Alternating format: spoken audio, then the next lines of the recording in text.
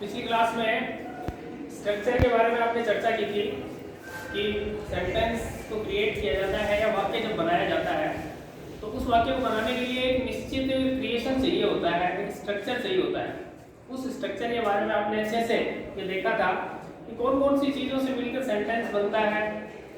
उसमें फर्स्ट था सब्जेक्ट, फिर हेल्पिंग वर्ब, फिर मैन वर्ब, फिर ऑब्जेक्ट और फिर अदर वर्ड। फिर इससे आगे बढ़कर आपने सब्जेक्ट के बारे में कुछ चर्चा की थी और सब्जेक्ट को एक नाम दिया था।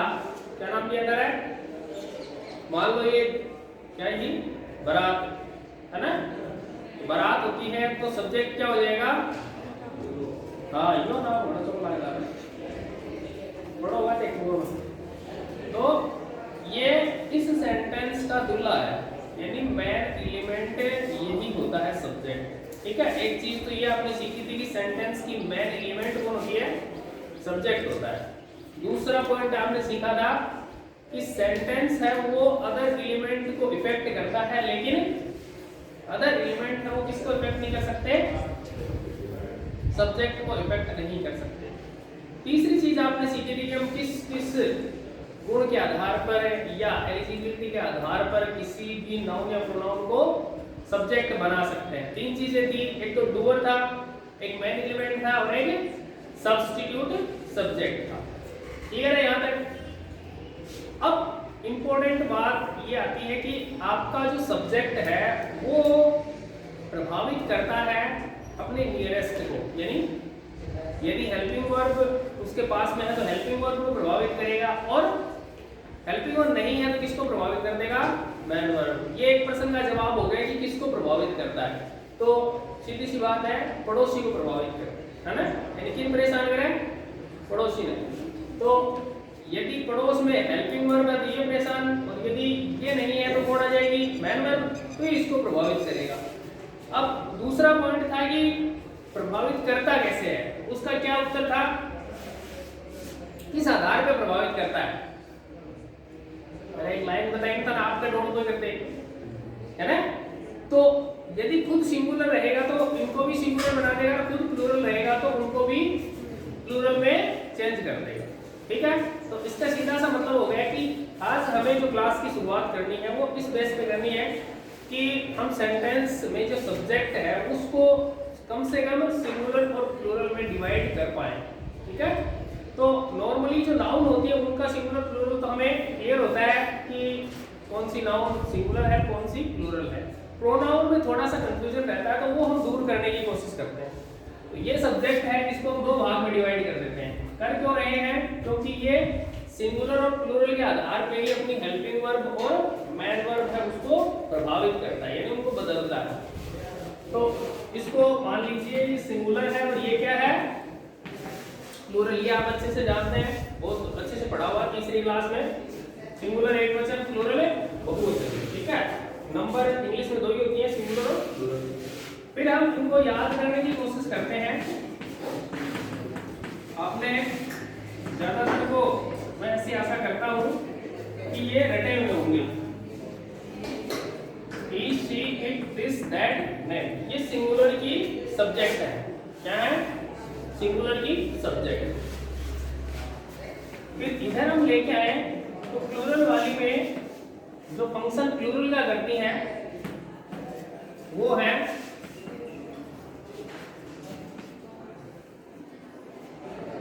ये देखिए, फिर सिंपल सा एक टीएडएस बना हुआ है जिसको कहते हैं कि हम एक म्यूजिक के गीत के माध्यम से एक लाइन में रटने के माध्यम से याद कर सकते हैं कि सिंगुलर में कौन कौन से आएंगे? Is, it, this, that, name. याद रह जाएगा, रट लो, रटा नहीं जा रहा समझ लो, सीधी सिंपल सी बात है, क्लियर याद करना है। Is, it, this, that, name. Is, it, this, that, name. ये है सिंगुलर। क्या है? सिंगुलर। हमें याद रखना है सिंगुलर है, सिंगुलर ही लेंगे। सिंगुलर है और सिंगुलर ही लेंगे। Helping verb singular, man verb singular. ये जो इधर वाले हैं ये सारे क्या है? ये प्लूरल है। हमें याद रखना है I will you there is those names, I will you there is those names। इस तरीके से याद रखना, ये प्लूरल है। सीधी सी बात है कि प्लूरल है तो कौन सी HVM भी लेंगे? प्लूरल ही लेंगे। इनके साथ हमेशा सिंगुलर आएगी और इनके साथ हमेशा ही प्लूरल आएगी। क्लियर? अब इनको थोड़ा थोड़ा सा डिस्क्राइब करते हैं। आप इन तीनों को अच्छे से जानते हैं कि ही, सी, इट है, ये थर्ड पर्सन सिंगुलर है, थर्ड पर्सन की सिंगुलर है। यहाँ एक क्वेश्चन छुपा हुआ है, उसकी तरफ हम चलते हैं। ही जो है, हिंदी में आप सभी जानते हैं वह कहते हैं, बताने की जरूरत नहीं है। ही जो है वो किसके लिए आता है? पुल्लिंग के लिए आता है, मस्कुलाइन। ठीक है? शी है वो किसके लिए आता है? स्त्रीलिंग यानी फेमिनाइन के लिए आता है। और इट है वो न्यूटर के लिए आता है। ठीक है? जहां आपको ये ना हो कि भी कौन सा जेंडर है, तो जेंडर का पता नहीं होता, उसको क्या कह देते हैं? न्यूटर कह देते हैं। ठीक है? इन तीनों का क्लियर हो गया। इंपॉर्टेंट क्वेश्चन ये नहीं कि ही किसके लिए आता है, सी किसके लिए आता है। इंपॉर्टेंट क्वेश्चन ये ही है, क्या है? Third person singular. He, she, it तीनों ही थर्ड पर्सन के सिंगुलर है, ये याद रखना है। फिर जो दिस है वो नियर यानी पास की चीजों के लिए यूज होता है। ठीक है? दिस कहाँ यूज होता है? पास की चीजों के लिए। दैट है वो दूर की चीजों के लिए यूज होता है। सिंगुलर में ही होगा, दिस दैट दोनों सिंगुलर है। एक तो यूज होगा पास के लिए और दैट यूज होगा दूर के लिए। नेम, ये आप अच्छे से जानते हैं कि नाम जब तक एक रहता है वो सिंगुलर में आएगा। नाम जब तक एक रहता है वो कहाँ आएगा? सिंगुलर में आएगा। सीधी सी बात है। यहाँ तक नॉर्मल सी चीजें हैं, सबकी पढ़ी हुई हैं, अच्छे से आपको याद भी है। इसके बाद आगे वाला जो चैप्टर है वो शुरू होती है प्लूरल कौन कौन सी मानी जाए। तो आई है, बहुत लेकिन कंफ्यूजन रहता है कि आई एक ही होता है ना? आई तो एक ही होना है, फिर भी इसको माना किसमें जाता है? प्लूरल में माना जाता है। फंक्शन प्लूरल का करता है। समझ में आई बात? एक टेंस को छोड़ दें, पास्ट कंटीन्यूअस, किसको है? पास्ट कंटीन्यूअस, वहां प्लूरल की एचवी नहीं लेता, बाकी सब में प्लूरल की एचवी लेता है, लेकिन वहां सिंगुलर की भी नहीं लेता, वहां सिंगुलर की भी नहीं लेता, वहां इसकी पर्सनल अपनी खुद की होती है, तो वो ध्यान रखेंगे।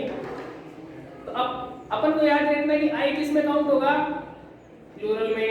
एचवीएम भी किसकी लेगा? प्लूरल की। ए याद नहीं रहे तो ए ध्यान पर आए, क्योंकि खुद से बटो कोई भी नहीं होगा। सौ बढ़िया गुण है, आदमी सौ बढ़िया किन माना है? हाँ, राजा तो अपार, बादशाह तो अपार है ना, बाकी से अपना बाद में। तो इसीलिए आई को ये समझ लो प्लूरल माना जाता है।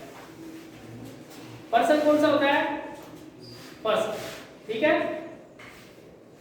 वी है, we first person plural, first person plural. यानी आई और वी इतना सीख गए आप कि आई और वी किस में रहे? फर्स्ट पर्सन में। आई और वी फर्स्ट पर्सन। ठीक है? फर्स्ट पर्सन ए याद नहीं रहता है ना कि भाई मैं सौ बढ़िया कौन है? मैं फिर मैं सागाड़ा, आई तो बात है ना। तो इसका मतलब आई फर्स्ट पर्सन यानी सबसे बढ़िया, वी फर्स्ट पर्सन यानी सबसे बढ़िया। ठीक है ना? तो आई और वी तो फर्स्ट पर्सन। फिर चुगली की कौन करा पा? बुराई की कौन करा? सोचो एक बार। सॉरी बताओ, चुगली की कौन करा? जो सुन रहे हो है ना, जो सुन रही है भी की थोड़ी चुगली करोगे, कौन करो है? हाँ, तो फिर दो नंबर पे बढ़िया पढ़ा जाओ, जो सुन रहे हो तो आई वी तो फर्स्ट हो गया, यू सेकंड पर्सन हो गया, क्योंकि वो तो सुन रहे हैं। तो सुनने वाला सेकंड पर्सन यू हो गया, कहने वाला आई वी फर्स्ट हो गया, बाकी की तो फर्स्ट को है ना, बस सब थर्ड। सीधे उस तरीके याद रखो, आई वी फर्स्ट, यू सेकंड, बाकी सब थर्ड है। यहाँ प्लूरल याद रखो कि आई और वी, यू, फिर दे, फिर दे। अब यहाँ आपके सामने एक थोड़ा सा अपना कॉमन सेंस यूज करने का अपॉर्चुनिटी है कि आई कौन सा पर्सन था, यू कौन सा, सॉरी वी कौन सा पर्सन था, यू कौन सा था, समझ सेकंड, दे कौन सा है, थर्ड। आया किसमें है? सिंगुलर में आई है, प्लूरल में आई है? प्लूरल में आई है। अब यहाँ जो सबसे इंपॉर्टेंट क्वेश्चन है इस चैप्टर का वो है, क्या है कि थर्ड पर्सन की सिंगुलर ही है ना,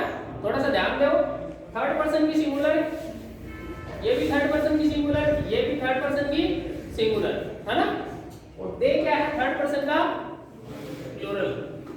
ठीक है, यहां सबसे इंपॉर्टेंट क्वेश्चन बनता है इस चैप्टर का कि ही का प्लूरल क्या होगा।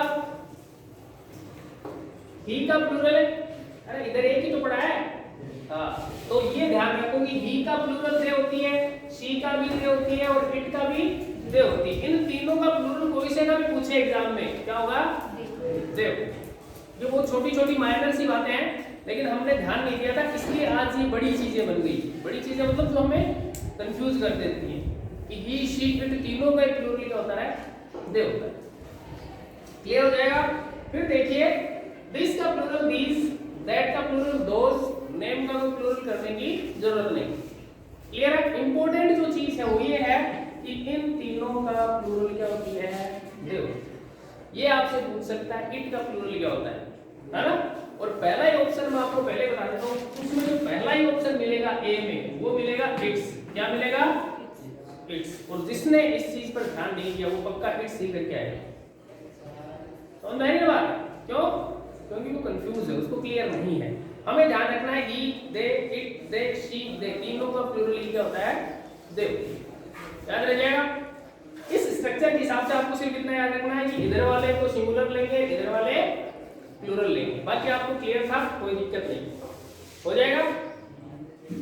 अब आपको ये पता चल गया कि कौन से जो नाउन प्रोनाउन है वो सिंगुलर की हेल्पिंग वर्ब लेंगे और कौन से प्लूरल की लेंगे। और आपका ये जो है जिसको आपने दूल्हा कहा था उसका कार्यक्रम समाप्त। सब्जेक्ट के बारे में आपने अपनी पूरी नॉलेज प्राप्त कर ली। सब्जेक्ट क्या होता है, कैसे उसको बनाया जाता है, किस तरीके से प्रभावित करता है और किसको प्रभावित करता है, ये सारी चीजें आपने सीखी। इसके बाद में ये जो है इसको हम साधारण भाषा में कहते हैं हेल्पिंग वर्ब। क्या कहते हैं, तो ये इस नाम से जानते हैं ना। चलो आपको एक नया नाम सिखाता हूँ इसका। इसका जो ग्रामेटिकल नाम होता है वो क्या होता है, ऑक्सिलरी।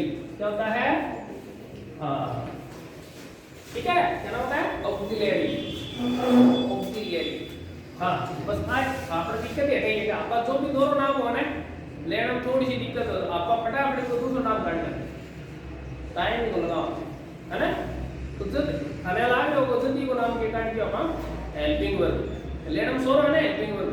जब तो नाम भी से ले जाओ ऑक्सिलरी, कोई इटालियन नाम तो लगे ना, तो एलियन आया होगा, तो ऑक्सिलरी को ही क्या कहते हैं, हम हेल्पिंग वर्ब कहते हैं। क्लियर। अब है पहला और इंपॉर्टेंट क्वेश्चन। तो ओरिजिनल नाम आपने देखा ऑक्सिलरी, अपना तो कोई अवार्ड बोल रहे हो आप हेल्पिंग वर्ब लिखा, ठीक है ना। आप मकसद क्या है समझ में आ जाए, याद रह जाए। तो आपके सबसे इंपॉर्टेंट क्वेश्चन आपसे पूछा जा रहा है अभी, वो है कि इंग्लिश ग्रामर में टोटल ऑक्सिलरी कितनी होती है। वाह, कौन होता है, कौन बता कितनी होती है बेटा, 24। गुड, शाबाश। 24 कितनी होती है, 24। तो एक क्वेश्चन है घटा गया, सबने रट लिया ना, कितनी होती है 24। अब 24 टोटल एक संख्या तो हो गई, कुल हेल्पिंग वर्ब 24 होती है, या कुल ऑक्सिलरी कितनी होती है इंग्लिश में 24, ठीक है। अब इनको दो भाग में डिवाइड किया जाता है ना। वो मैथ के हिसाब से याद रखेंगे कि 11 प्लस 13 इज इक्वल टू 24। तो टोटल 24 होती है, 11 और 13 में इनको डिवाइड किया जाता है। 11 जो होती है वो प्राइमरी ऑक्सिलरी होती है, कौन सी होती है, और 13 जो होती है वो कौन सी होती है, सेकेंडरी। क्लियर। अब बात ये रही ये 11 कौन सी होती है उनमें, 13 कौन सी होती है, ठीक है। पुनीत कोशिश करो। सर प्राइमरी में फर्स्ट तो आएगा बी। हाँ, बी कहाँ से आएगा, बी डू हैव। हाँ, तो बी के साथ है is am are was were. Good, शाबाश। देखो ध्यान से, प्राइमरी की जो होती हैं उनको हमें एक तरीके से याद रखने का सीधा सा तरीका है कि ये टेंस वाली होती है, कौन सी होती है? टेंस। ठीक है, तो मैं इसके नीचे क्या लिख दूं? टेंस लिख दूं क्या? राजी हो थे, है ना? हाँ, तो राजस्थान में थे ये क्या राजी हो तो टेंस को नाम सुन के राजी हो, है ना? नहीं हो सका तो जिन्ना जा।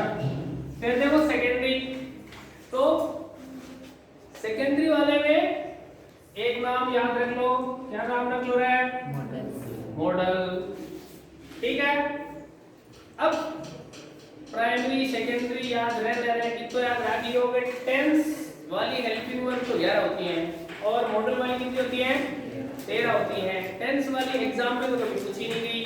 मॉडल जरूर पूछ सकता है कि टोटल मॉडल ऑक्सिलरी कितनी होती है, ये टोटल मॉडल ऑक्सिलरी कितनी होती है, तो कितनी होती है?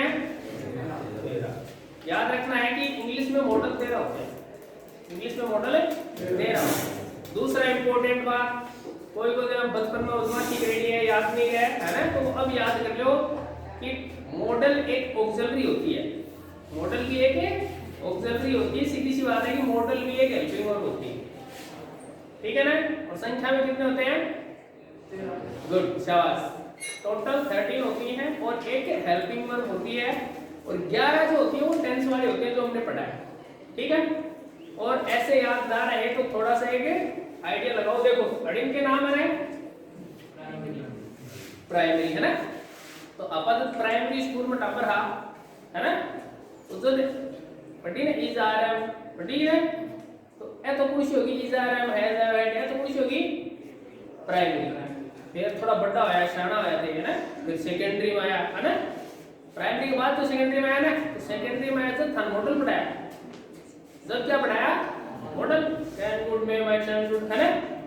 तो ये सेकेंडरी हो गई, ठीक है? यानी मॉडल वाले सेकेंडरी में पढ़े, ये सेकेंडरी ऑक्सिलरी है, और ये प्राइमरी में पढ़े, इसलिए कौन सी ऑक्सिलरी है? प्राइमरी। ये याद रखने का तरीका याद रह जाएगा।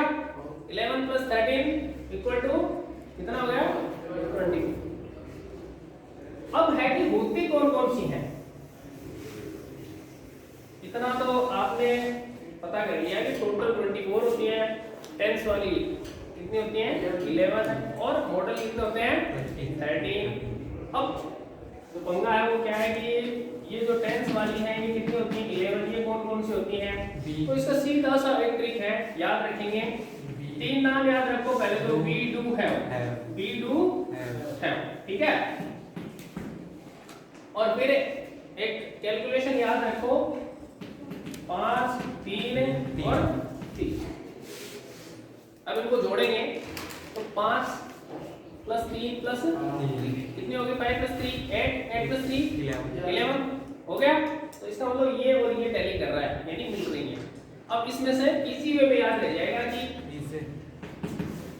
इज आर एम, ठीक है? इसका ट्रेस कर दो और फिर देखो वाज वर, क्लियर है? और फिर इसके बाद में देखो डू, डज, डिड। इसके बाद में देखो हैज, हैव और, ठीक है? अब एक बार आप इसी में काउंट कर लो, टोटल आपकी जितनी आपको चाहिए उतनी मिल जाएगी, ठीक है? कोई शक संदेह हो तो मैं गिनवा देता हूँ आपको। देखो 1 2 3 4 5 6 7 8 9 10 और 11, ठीक है? अब आपके दिमाग में ये क्लियर हो गया होगा कि डैश क्यों लगाया हुआ है ना? डैश मींस ये प्रेजेंट की है, डैश से इधर जो हम प्रेजेंट में यूज होंगे, इधर वाली कितनी यूज होंगी? पास्ट में यूज होंगी, ठीक है? यानी इज आर एम इनका पास्ट वाज वर, और डू डज इनका पास्ट डिड, और हैज हैव इनका पास्ट हैड। याद रह जाएगा। बी 5 फॉर्म बनेगी, डू से 3 बनेगी, हैव से 3 बनेगी। इस तरीके से टोटल टेंस वाली कितनी ऑक्सिलरी बन जाएगी? 11। हां 11, क्लियर है? फिर इसके बाद अगला जो मैटर है वो किसका रहेगा? मॉडल ऑक्सिलरीज का रहेगा। इनको जल्दी जल्दी इसलिए निकाला जा रहा है क्योंकि आप जिस स्टेज पे हो उस स्टेज पे ये सारी चीजें हैं वो क्लियर होनी चाहिए। हम सिर्फ अपना बेस इसलिए बना रहे हैं कि जो चीजें आपने पहले से तैयार कर रखी हैं या याद कर रखी हैं उनको केवल हम थोड़ा सा तरोताजा करने की कोशिश कर रहे हैं, फ्रेश करने की कोशिश कर रहे हैं, क्योंकि ये माना जाता है कि ये चीजें आपके स्टेज तक आपको याद होती हैं। तो अगला जो था आपका क्या नाम था है मॉडल। तो मॉडल की संख्या आपने कितनी बताई थी बेटा 30। ठीक है, अब इन 30 को जल्दी से काउंट कर लेते हैं। तो ये दोबारा से डैश आ गया, आप समझ जाओ क्यों आ रहा है, डैश क्यों आ रहा है यहाँ पे। हाँ, ये इधर वाला जो सिस्टम है ये पास्ट फॉर्म है, इधर वाला जो है वो पास्ट फॉर्म है। ये देखो, हाँ ये पेयर में याद करनी होती है, जोड़े में याद करनी होती है। ठीक है, अनुज 100 बता रहा है वो सुनी ना तेरे को। देखो can could may might shall should will would कितनी हो गई टोटल 8 मॉडल्स हो गए। अब आप पूछोगे कि सर ये डैश वाला चक्कर है, तो डैश वाला चक्कर ये है कि कैन का पास्ट कुड होते हैं, कैन की पास्ट फॉर्म क्या होती है कुड होती है, लेकिन कुड अपने आप में भी एक मॉडल ऑब्जर्वरी है। ठीक है, इसलिए इनको काउंट करनी है। तो ये पेयर में याद करोगे तो इसी में 8 याद हो जाएंगे। ठीक है, फिर इसके बाद में अगला आपको याद करना है ought to, must, need and dare। अब इन चार को आप काउंट कर दोगे तो 8 + 4 = 12 और 8 इधर लिखी जाएगी, वो लिखी जाएगी यूज्ड टू। क्या लिखी जाएगी यूज्ड टू। अब आप काउंट कर सकते हैं, टैली करो कितनी होगी टोटल 13 हो गई। इट मींस आपकी जो मॉडल्स हैं वो काउंटिंग में कंप्लीट हो गई। ठीक है, इसको यहाँ इसलिए लिखा गया क्योंकि ये हमेशा पास्ट में यूज होती है, और पास्ट में भी आपको यही बता दूं कि पास्ट सिंपल में ही यूज होती है यूज टू। ठीक है, इसलिए इसको इधर लिखा गया। बाकी ये क्लियर है। 4 इनको पेयर में याद किया जाएगा, 8 हो जाएंगी, 4 आप अलग से याद करोगे, ought to, must, need and dare। तो 8 + 4 12 एंड यूज्ड टू कितनी हो गई 30। ये आपकी टोटल ऑक्सिलरी कंप्लीट हो जाती है। ठीक है, कैसे बोलोगे ऑक्सिलरी, क्या बोला जाएगा ऑक्सिलरी। क्लियर है। इसके बाद जो चैप्टर आता है वो ये वाला क्या होता है मैन वर्क। हिंदी में क्या कहते हैं इसको है मुख्य क्रिया। क्या कहते हैं मुख्य क्रिया।